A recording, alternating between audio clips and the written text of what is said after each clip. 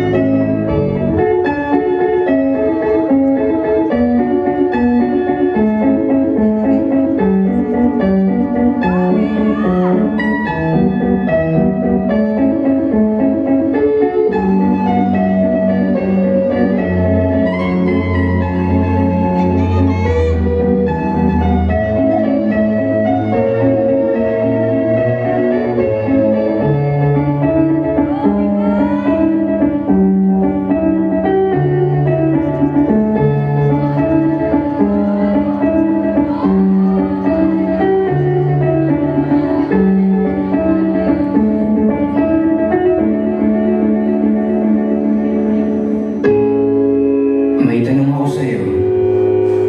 Kung bibigyan ka ng pagkakataong humiling ng kahit anong bagay sa mundo, ano ang hihilingin mo? Maging mayaman? Maging matalino?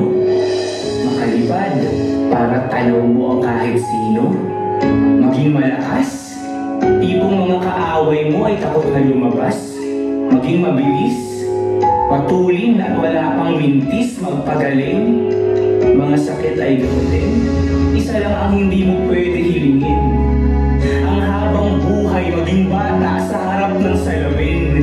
Dahil wala itong balikan, hindi na para hintayin. Kung kabataan ka ngayon, meron ka nang kayang gawin. Kaya mong magmarka, mag-iwan ng bakas ng sarili mong mga paa na susundan nila.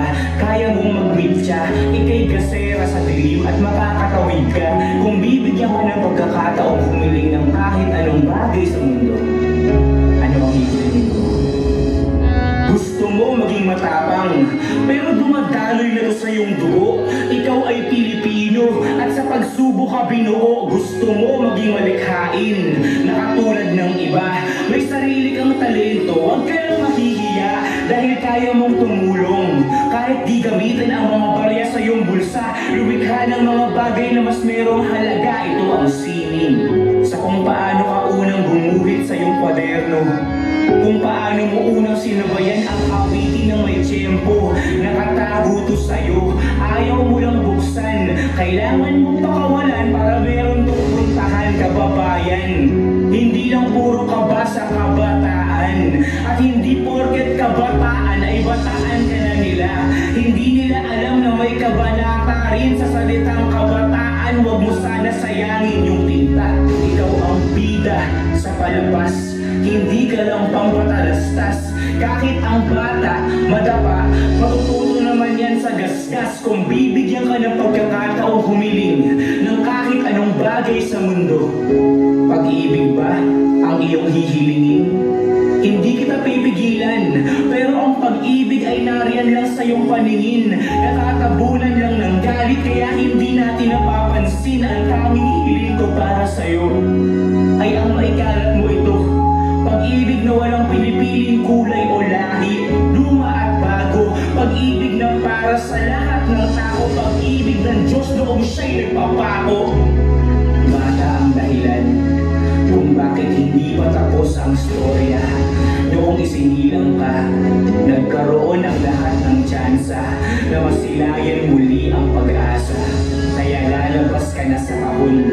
Alam kasi nilang isa ang espesyal na regalo, kaya binalot ka sa napakahabang panahon at ngayon. Hindi mo na pwedeng palagpasin ang pagkakataon.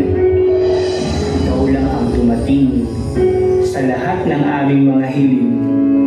Kaya kung narinig mo lahat ng ito, patunay lang na naging bata rin ako. Isulat mo ang iyong mga kwento at makikinig kami sa'yo.